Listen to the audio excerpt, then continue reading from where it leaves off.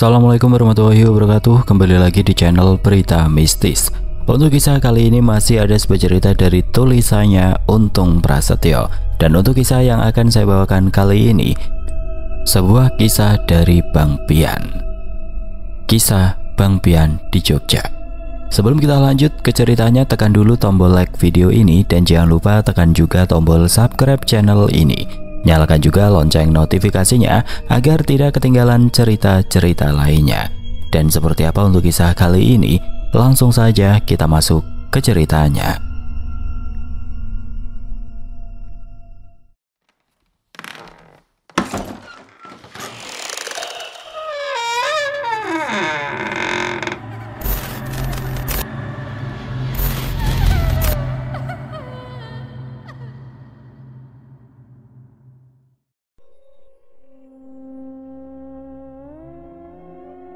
Astagfirullahaladzim, Pian.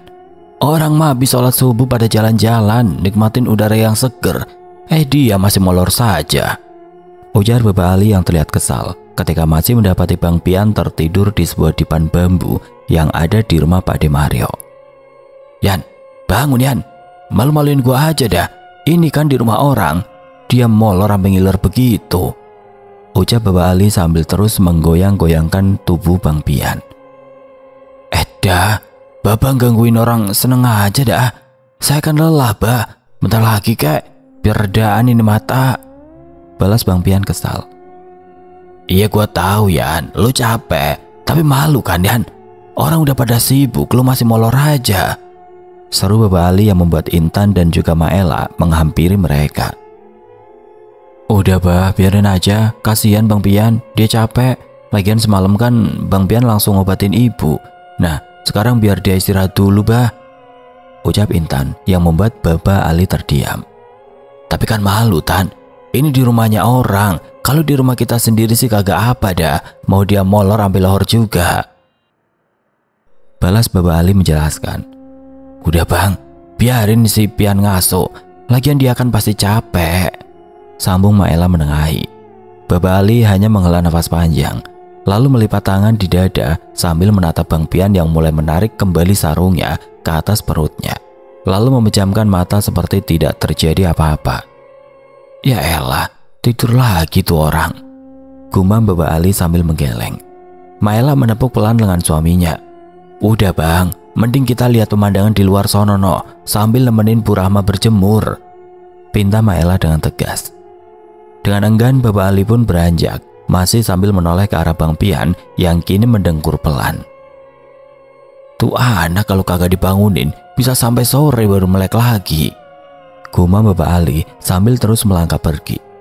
Intan tertawa kecil melihat interaksi itu, lalu perlahan ikut menuju bagian dalam rumah. Sesampainya di dapur, aroma kayu bakar dan rempah menguar hangat dari tungku tradisional.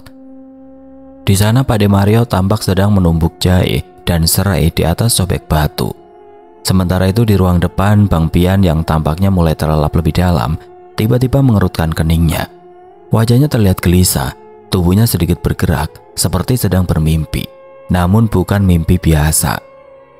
Dalam mimpinya Bang Pian berdiri di tengah hutan bambu berkabut, angin dingin menerpa wajahnya dan suara gamelan terdengar samar dari kejauhan. Di hadapannya muncul bayangan sosok perempuan berkebaya kuning pudar berdiri diam di bawah pohon randu tua. Bang Pian ingin bergerak, ingin bertanya, namun mulutnya seakan terkunci. Kaki-kakinya berat seperti terbenam di tanah dan tiba-tiba dari balik pohon muncul sosok lain. Wajahnya tidak terlihat jelas, tapi matanya merah menyala dan mengarah padanya penuh murka. Jangan campurin urusan ini. Tidak tahu apa-apa tentang sakit hati anak muda, ujar sosok yang terlihat samar itu. Bang Pian terbangun dengan kaget, nafasnya memburu, tubuhnya berkeringat dingin. Di luar rumah ayam-ayam mulai berkokok dan dari dapur aroma wedang jahe mulai memenuhi rumah. Namun di dada Bang Pian, rasa berat itu belum juga pergi. Seolah pesan dari alam mimpi tadi bukan sekedar bunga tidur. Bang Pian duduk perlahan di atas dipan bambu, mengusap wajahnya dengan kedua telapak tangan. Dadanya masih naik turun dan keringat dingin membasahi pelipisnya. Dia menatap keluar jendela di mana cahaya pagi perlahan menyinari halaman rumah Pak De Mario yang masih berselimut embun. Kenapa rasanya nyata banget ya? Gumamnya lirih sambil mengingat mimpi itu kembali. Bang Pian memejamkan mata sejenak, mencoba mengingat lebih dalam dan lebih detail lagi mimpi itu. Sosok perempuan berkebaya kuning pudar, pohon randu besar yang tampak renta tapi angker, dan suara gamelan yang bergema seperti dari masa lalu. Tapi yang paling mengganggunya adalah kata-kata makhluk bersuara berat itu yang mengatakan tentang rasa sakit hati. Bang Pian merasa itu bukan sekedar ancaman, tapi ada luka lama yang belum selesai, sesuatu yang mungkin berakar dari tanah ini, dan dari keluarga ini, atau bahkan dari masa lalu Bu Rahma sendiri. "Bang, udah bangun?" tanya Intan sambil meletakkan nampan di atas meja kecil di samping dipan. Bang Pian hanya mengangguk dan menatap keluar. Intan duduk di dekatnya memperhatikan ekspresi suaminya. "Lah, kok muka abang pucat amat?" tanya Intan yang mulai merasa khawatir. Bang Pian menoleh perlahan, ia mengangguk pelan. "Iya Neng, abang habis mimpi aneh. Rasanya kayak ada yang manggil dari masa lalu," ujar Bang Pian menjelaskan. Mendengar apa yang dikatakan oleh Bang Pian itu, Intan hanya terdiam. Dia tahu Bang Pian bukan tipe orang yang mudah goyah. Jika dia bicara seperti ini, berarti memang ada sesuatu yang serius yang sedang terjadi. "Jangan-jangan ini ada hubungannya sama yang semalam kita alami di jalan tol itu, Bang? Atau mungkin sama penyakitnya Ibu?" ucap Intan dengan wajahnya yang terlihat tegang. "Bisa jadi ya, Neng. Tapi sekarang kan Ibu udah bisa bangun. Dan kita juga alhamdulillah kagak ngapa-ngapa semalam," balas Bang Pian yang berusaha tetap membuat Intan tenang. Intan mengangguk pelan. Meski dari sorot matanya jelas terlihat bahwa hatinya belum sepenuhnya tenang. Dia menggenggam tangan Bang Pian, mencoba mencari kekuatan dari ketenangan suaminya. "Abang, ingat jelas nggak siapa yang manggil abang di mimpi itu? Barangkali bisa kita tanyain ke Pak De Mario," tanya Intan dengan hati-hati. Bang Pian menarik nafas panjang. Ia memejamkan mata sejenak, lalu membukanya kembali. "Yang abang ingat, ada perempuan pakai kebaya kuning pudar, berdiri di bawah pohon randu gede, Neng. Wajahnya datar, gak ada ekspresinya gitu, tapi di balik dia ada sosok lain. Matanya merah, dan dia ngomong, 'Jangan campuri urusan ini, kamu gak tahu apa-apa soal sakit hati anak muda,' balas Bang Pian menjelaskan. "Emangnya abang belum tahu siapa yang ngirim guna-guna ke Ibu, Bang?" tanya Intan penasaran. "Nah itu dia, Neng. Abang belum dapat sumbernya, tapi mudah-mudahan secepatnya kita bisa beresin urusan ini, Neng," balas Bang Pian penuh percaya diri. Intan mengangguk lagi, kali ini lebih dalam. Ia tahu betul kalau Bang Pian sudah bilang begitu, berarti dia benar-benar akan mencari sampai ke akar-akarnya. "Kalau gitu nanti kita omongin juga sama Pak Ade ya, Bang. Soalnya kayak ada yang disembunyiin di sini. Intan ngerasa ini bukan cuma soal penyakit Ibu saja," ucap Intan pelan, nyaris berbisik. "Iya, Neng, tapi kita pelan-pelan aja ya. Kalau ini benar soal guna-guna, pasti ada yang gak suka kalau kita buru-buru buka semua. Kita harus hati-hati," balas Bang Pian sambil menganggukkan kepalanya. Setelah selesai mandi dan mengganti pakaian, Bang Pian keluar dari kamar dengan rambut masih basah dan aroma sabun yang segar. Dia melihat Intan yang tengah duduk di samping ibunya. Dengan sabar menyuapi Bu Rahma yang tampak jauh lebih tenang pagi itu. Sesekali Bu Rahma tersenyum kecil meski sorot matanya masih menyiratkan kelelahan yang dalam.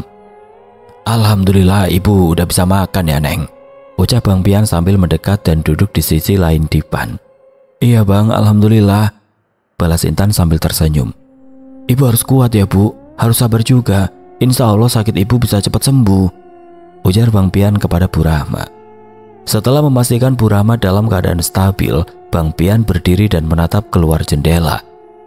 Udara desa yang segar menyambutnya, namun pikirannya tidak bisa lepas dari apa yang menjadi penyebab sakitnya Bu Rahma. Meski beberapa waktu lalu Bang Pian telah memusnahkan makhluk-makhluk kiriman tersebut, tapi dia masih merasa jika akan ada serangan susulan yang masih mengancam keselamatan Bu Rahma. "Nah, udah mendusin tuh si Pian," seru Bapak Ali dari luar rumah Joglo yang di bagian sebelah kirinya memiliki pemandangan berupa hamparan sawah yang hijau. "Bapak ngapain sih? Teriak mulu. Kan malu bah didengar orang, ntar dikiranya kita lagi berantem, ujar Bang Pian setelah berada di dekat Bapak Ali, Maela dan juga Ope. Gimana gua nggak teriak? Lu jadi orang males banget, udah siang gini masih saja molor, ucap Bapak Ali dengan wajahnya yang terlihat kesal. Bapak sih enak, semalam bisa tidur pulas bener. Nah saya sama Intan yang kagak tidur, ya wajar kalau gini hari saya masih ngantuk, balas Bang Pian dengan tenang. Nah kalau begitu, sekalian dah lu ceritain, kenapa bisa kita cepet banget sampai di sini? Lu terbang, apa ngebawa kita lewat jalur lain? Tanya Bapak Ali penasaran. Ya saya juga kagak tahu bah, demi dah, saya juga baru semalam ngalamin yang kayak begini, balas Bang Pian yang membuat Bapak Ali dan Maela saling beradu pandang. Nah lu gimana Yan? Lu kan udah sering keluar masuk alam yang begituan, ngapa lu kagak tahu sih? Tanya Bapak Ali yang merasa heran. Ya namanya juga orang biasa bah. Saya juga kalau masuk ke alam lain kan pakai persiapan. Nah semalam itu tiba-tiba saja jalanan sepi, lampu-lampu penerangan mati. Nah tahu-tahu gelap. Saya juga kagak nyangka kalau bisa nongol di jalan raya Jogja, balas Bang Pian menceritakan. Udah sih Bang, yang penting kita semua sampai di sini, kagak ada halangan apa-apa. Selamat semuanya kan? Sambung Maela menimpali.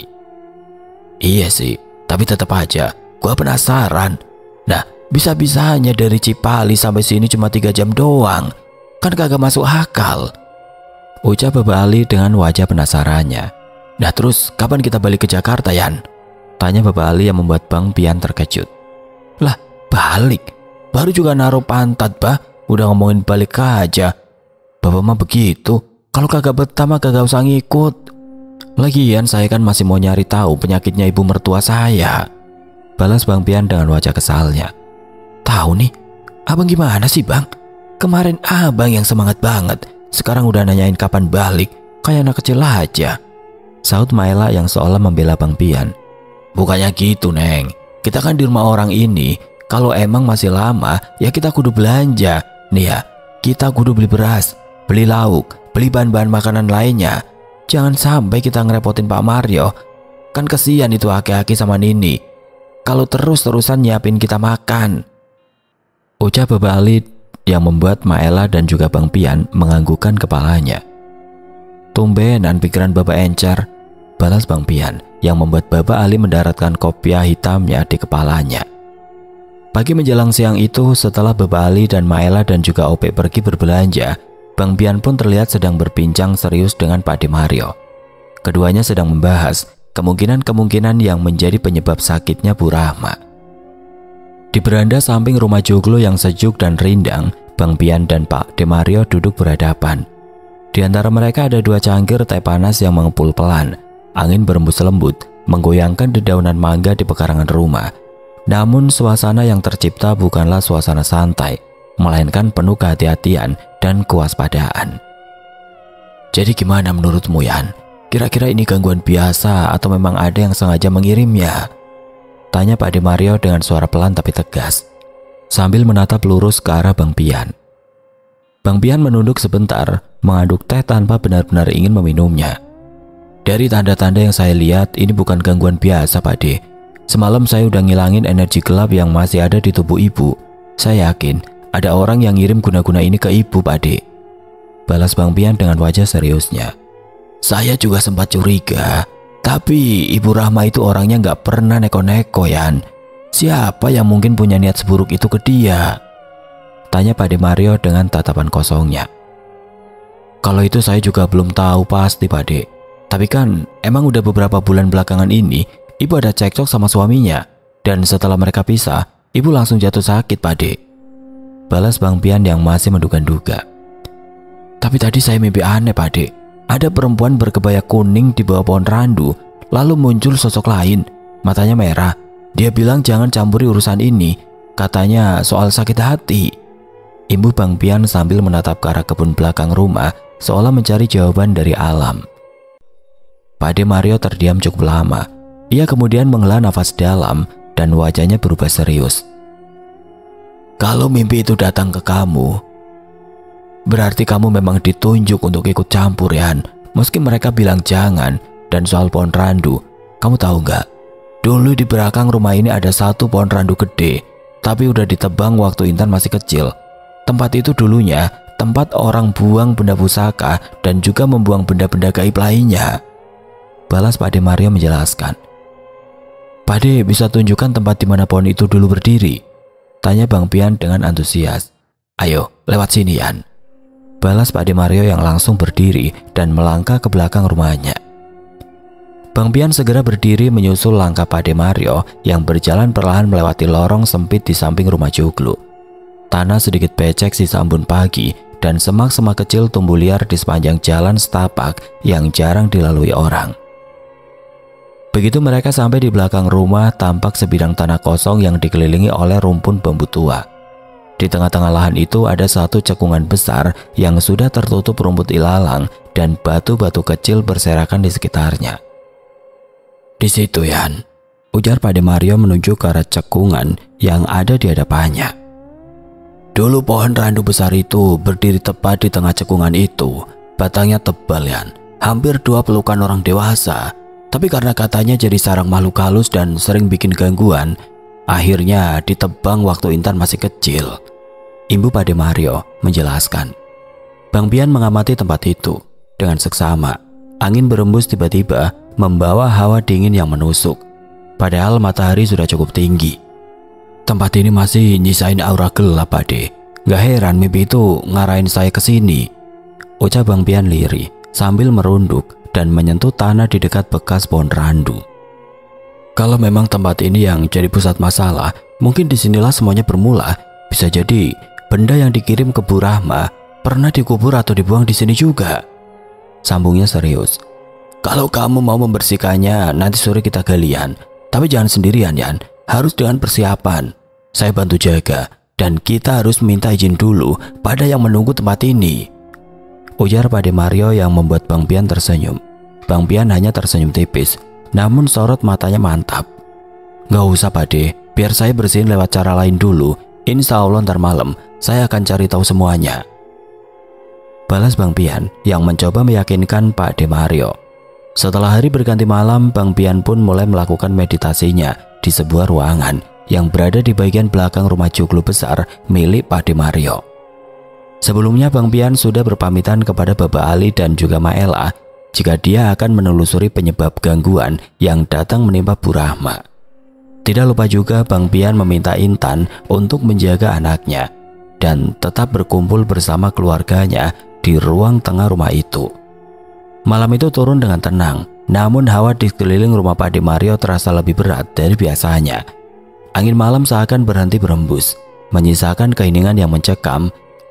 Bang Pian duduk bersila di tengah ruangan tua di bagian belakang rumah yang lantainya masih berupa ubin semen dingin.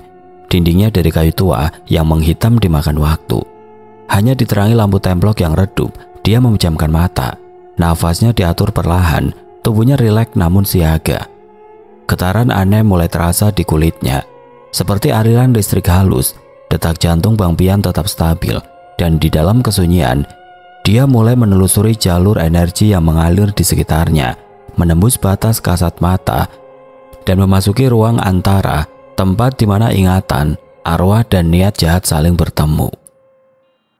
Gambaran samar muncul di hadapan. Pohon randu tua yang pernah berdiri tegak di belakang rumah kini hanya menyisakan bekas luka di bumi.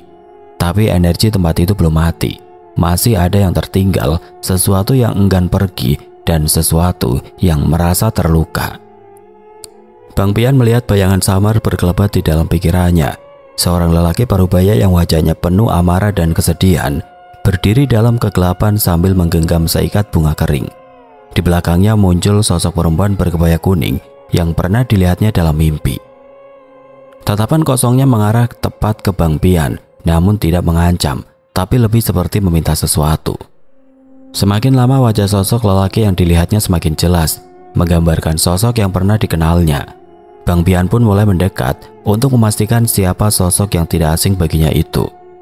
Di sisi lain, sosok perempuan yang mengenakan kebaya kuning kini terlihat menyerupai wajah dari Bu Rahma. Dan hal itu tentunya membuat Bang Pian semakin bertanya-tanya tentang apa yang sebenarnya sedang terjadi. Tidak lama berselang, sosok lelaki yang kini wajahnya terlihat nyata itu melangkah mendekat ke arah Bang Pian. Dan dengan tegas dia berkata, "Kamu gak perlu ikut campur urusan ini, Yan," ujar sosok lelaki yang tidak lain adalah mantan suami dari Bu Rahma. "Loh, kenapa Om? Kenapa Om Budi tega nyakitin ibu?" tanya Bang Pian penasaran. "Bukan urusan kamu, tapi yang jelas ini adalah peringatan terakhir buat kamu. Kalau kamu tetap ngeyel, saya nggak akan segan-segan menyakiti seluruh keluargamu," balas lelaki bernama Budi itu. Bang Pian terdiam, nafasnya tertahan, dadanya terasa sesak oleh emosi yang campur aduk dengan amarah, sedih, dan bingung.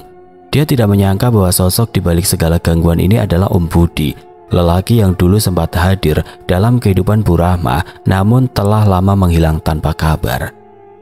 Aura di sekeliling mereka bergetar hebat. Bayangan kabut yang menyelimuti ruang spiritual itu makin pekat. Sosok perempuan berkebaya kuning yang kini terlihat menyerupai Bu Rahma masih berdiri di tempat yang sama, namun kini kedua matanya berkaca-kaca. Tatapan penuh luka itu terpaku pada Om Budi, seolah ingin berbicara, namun tidak mampu mengeluarkan sepatah kata pun. Bang Pian melangkah maju, matanya menatap lurus ke arah Om Budi. Suara tegas namun tetap dijaga agar tidak diliputi amarah. "Kalau ini urusan masa lalu, kenapa harus menyeret orang yang gak tahu apa-apa, Om? Kenapa harus ibu yang jadi sasarannya? Apa dendam Om belum cukup diselesaikan dulu waktu ninggalin semuanya?" tanya Bang Pian dengan tegas. Om Budi menatapnya tajam, wajahnya menegang, namun ada getaran samar di sorot matanya, seperti rasa sakit yang belum usai. "Kamu gak ngertian. Aku ditinggalkan dalam keadaan hancur. Dia pilih ninggalin aku setelah semua yang aku lakukan, setelah semua pengorbanan yang aku beri," balas sosok Om Budi menjelaskan. Bang Pian menarik nafas panjang. Suasana di sekitarnya kian menekan. Dia sadar ini bukan lagi sekedar pertarungan batin, tapi juga pertarungan antara masa lalu yang tidak selesai dan masa depan yang terancam rusak karenanya. "Kalau memang Om tersakiti, balas dendam bukan jawabannya. Bukan dengan cara begini, bukan dengan menanam sakit di tubuh ibu dan menebar ancaman ke kami semua, Om," ujar Bang Pian yang mencoba menasihati. Om Budi terdiam sejenak. Sosoknya tampak bergetar dan cahaya di sekitarnya meredup. Di balik punggungnya sosok Bu Rahma yang berkebaya kuning mulai berjalan maju. Tatapan matanya lembut, namun penuh luka. Perlahan dia menyentuh bahu Om Budi dengan sorot mata yang seolah meminta pengampunan. Di saat-saat genting itu tiba-tiba saja Bang Pian mendapatkan sebuah bisikan jika dia harus dapat merebut sukma Bu Rahma yang ada di belakang sosok Om Budi. Bisikan itu datang dan memberitahunya tanpa wujud yang pasti.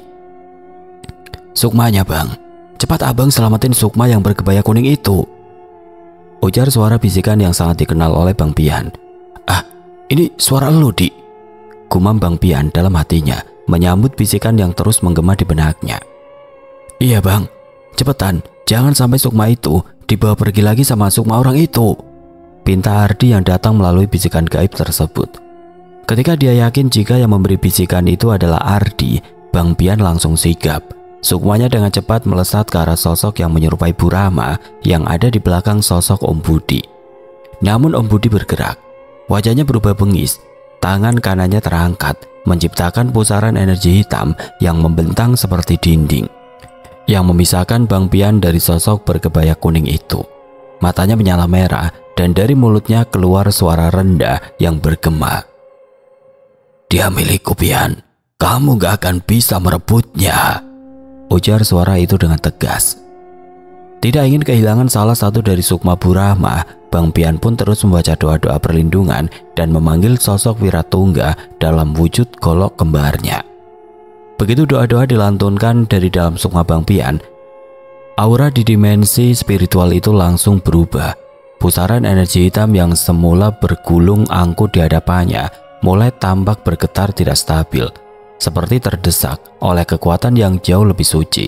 Sementara itu dari tangan kanan Bang Pian muncullah kilatan cahaya terang, pertanda kehadiran Wiratungga yang berbentuk dua golok kembar yang selama ini menjadi perlindungannya dari serangan kekuatan gelap. Golok pertama menyala kehijauan, melambangkan kekuatan nurani dan perlindungan, sementara golok kedua menyala kebiruan, memancarkan energi pemutus ikatan gaib yang jahat. Bang Pian menggenggam keduanya dengan kuat, lalu menatap tajam ke arah sukma Om Budi yang sudah bukan lagi Om Budi, melainkan wadah dari makhluk gaib yang hanya menyerupai sosoknya. Dengerin gua baik-baik, lu udah ngerusak terlalu banyak hal. Lu kira cuma karena lu dikasih jalan sama manusia, terus lu bisa kuasain semuanya? Ah, hari ini lu gua putusin dari semua ikatan yang lu punya sama tempat ini dan sama sukma itu. Teriak Bang Pian, suaranya menggema dalam kekuatan spiritualnya. Seketika dia melompat menerobos pusaran energi hitam itu dan kedua goloknya melintang membentuk kilatan cahaya. Benturan keras pun terjadi. Udara di sekeliling mereka mendesing dan cahaya terang dari golok Wiratungga membelah pusaran energi seperti kertas.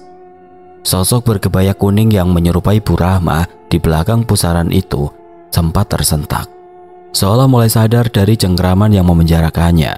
Sementara itu sosok yang tadi berwujud Om Budi meraung keras, wajahnya berubah, berganti-ganti, memperlihatkan berbagai bentuk menakutkan. Seperti setengah manusia, setengah binatang, bahkan wajah-wajah para korban masa lalu yang pernah disesatkannya.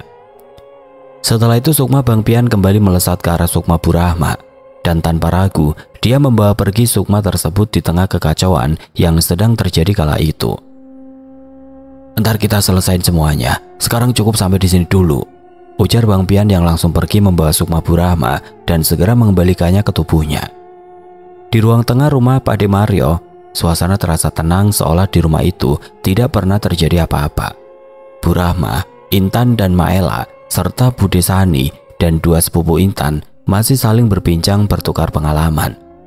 Sementara itu Baba Ali dan Pak De Mario dan juga Ope berada di teras sambil menikmati udara sejuk pedesaan dengan ditemani secangkir kopi hitam dan kacang rebus.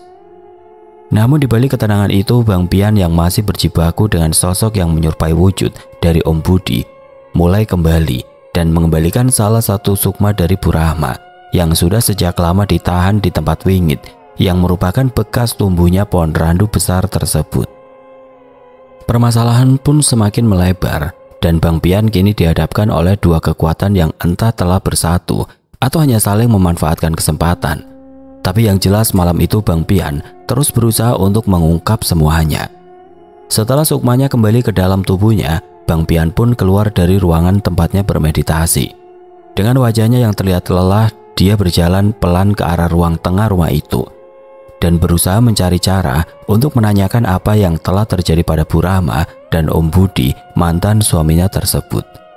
Langkah Bang Pian menyusuri lorong rumah joglo itu terasa berat, bukan karena tubuhnya yang lelah, tapi karena beban yang kini dia pikul di pikirannya. Cahaya lampu templok yang menggantung di langit-langit menyorot wajahnya yang pucat dan mata yang sembab karena terlalu lama berada di alam tidak kasat mata. Keringat dingin masih menempel di leher dan punggungnya, dan dadanya terasa sesak, seolah sisa dari pertarungan barusan belum sepenuhnya sirna. Begitu dia melangkah masuk ke ruang tengah, suara tawa ringan dari keluarga Intan masih terdengar. Bu Rahma duduk bersandar di atas tikar bersama Intan, Maela dan Bude Sani.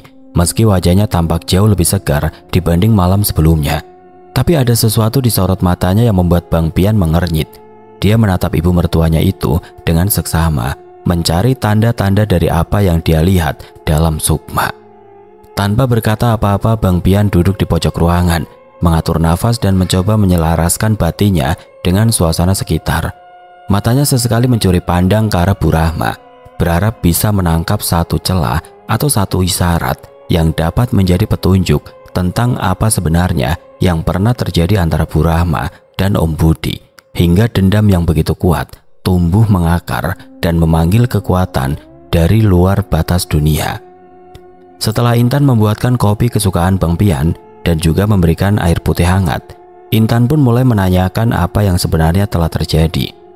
Namun Bang Pian yang enggan merusak suasana tenang di rumah itu memilih untuk tidak langsung menceritakannya. Dia berusaha mencari celah dari percakapan hangat yang sedang terjadi di rumah itu. Hingga akhirnya satu momen pun tiba dan Bang Pian tidak menyia-nyiakan kesempatan itu. Oh ya Bu, ngomong-ngomong soal motor yang ada di rumah ibu, emangnya kagak diambil lagi sama Om Budi? Tanya Bang Pian yang sontak membuat Bu Rahma terdiam dengan wajah yang juga langsung berubah seketika. Nggak tahu Yan, Ibu juga sudah lama tidak mendengar kabarnya, balas Bu Rahma dengan wajah murung. Tapi waktu itu, ibu pisah secara baik-baik kan Bu? Tanya Bang Pian yang semakin membuat Bu Rahma gelisah. Sebelumnya saya minta maaf nih Bu, bukannya saya mau ngebuka luka lama ibu, tapi apa yang ibu alamin sekarang ini ada kaitannya sama Om Budi. Ibu Bang Pian yang membuat suasana terasa hening. Dengan mata yang berkaca-kaca dan wajah yang mulai merah, Bu Rahma pun akhirnya menceritakan apa yang telah terjadi antara dirinya dengan mantan suaminya itu. Saat itu memasuki bulan ke-6 dari pernikahan mereka, Bu Rahma mulai mencium sesuatu yang sangat mencurigakan. Dan puncaknya, Bu Rahma pun meminta Om Budi untuk pergi dari rumahnya dan menceraikannya ketika mendapati beberapa orang datang ke rumahnya untuk meminta pertanggungjawaban Om Budi. Tangis Bu Rahma perlahan pecah di tengah ruangan yang tadinya hangat dan penuh tawa. Intan langsung menggenggam tangan ibunya, sementara Maela dan Bude Sani saling menatap. Terkejut, namun berusaha tetap tenang. Suasana di ruang tengah berubah, hening, hanya suara jangkrik dari luar rumah yang terdengar samar, seolah menyaksikan pengakuan yang telah lama tertahan.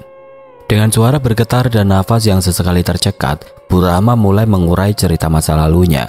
Ia menjelaskan bahwa selama awal pernikahan, Om Budi bersikap manis, perhatian dan tampak bertanggung jawab. Namun semuanya mulai berubah ketika Bu Rahma mulai menemukan kebohongan demi kebohongan. Om Budi ternyata terlibat dalam praktek perdukunan. Dia mengaku sebagai penyembuh, namun lebih sering diminta untuk mengirim pesugihan dan guna-guna.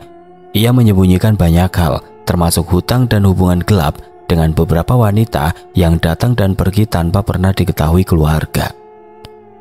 Suatu sore seorang ibu dengan wajah penuh amarah datang ke rumahnya membawa seorang anak laki-laki, mengaku bahwa anak itu adalah darah daging Om Budi. Tidak hanya itu, si ibu juga menuntut agar Om Budi bertanggung jawab atas janji yang pernah dia buat. Janji pernikahan yang tidak pernah ditepati. Bu Rahma yang saat itu sedang merasa jika kehidupannya sedang tenang dan damai mendadak runtuh dan tidak menyangka.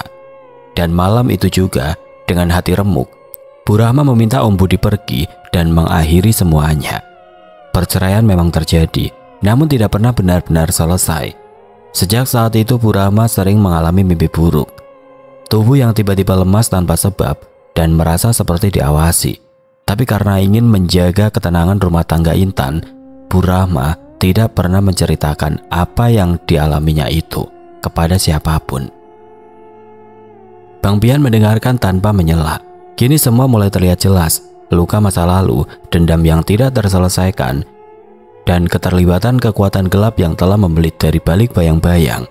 Apa yang dialaminya dalam meditasi bukan ilusi.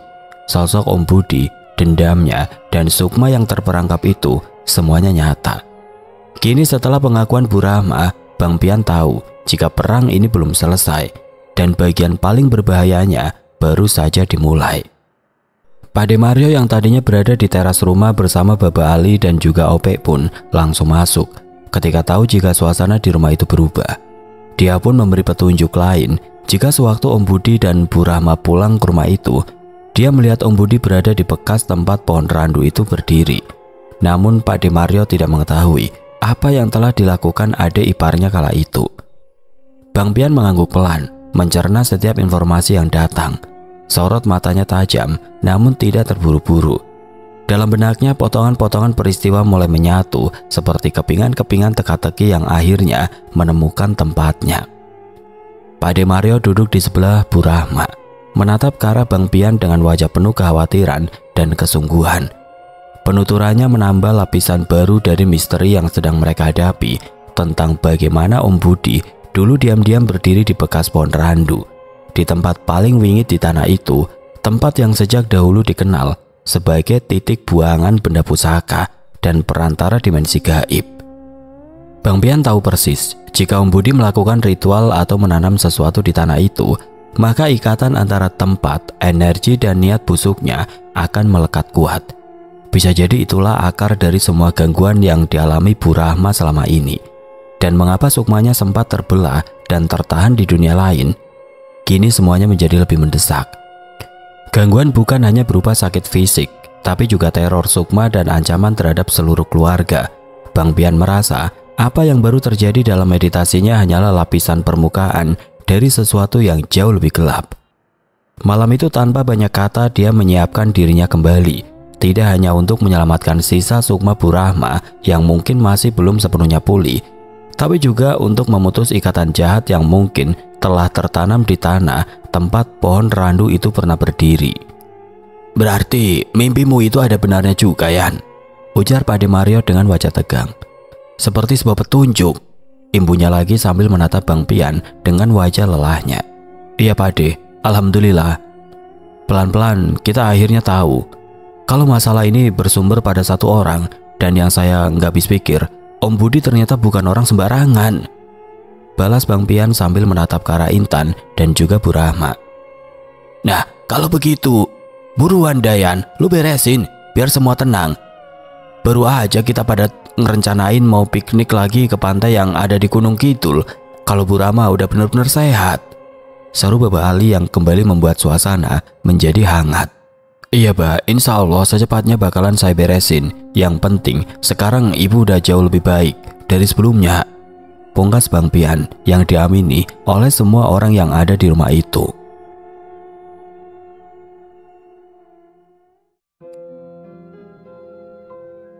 Oke teman-teman, sekian untuk kisah kali ini. Bagaimana menurut kalian tentang kisah ini? Tulis komentar kalian di kolom komentar. Dan buat teman-teman yang baru bergabung, jangan lupa untuk like, komen, share, serta subscribe channel ini. Dan nyalakan juga lonceng notifikasinya agar tidak ketinggalan cerita-cerita lainnya. Dan nantikan kisah-kisah horor berikutnya tetap di channel Berita Mistis. Wassalamualaikum warahmatullahi wabarakatuh.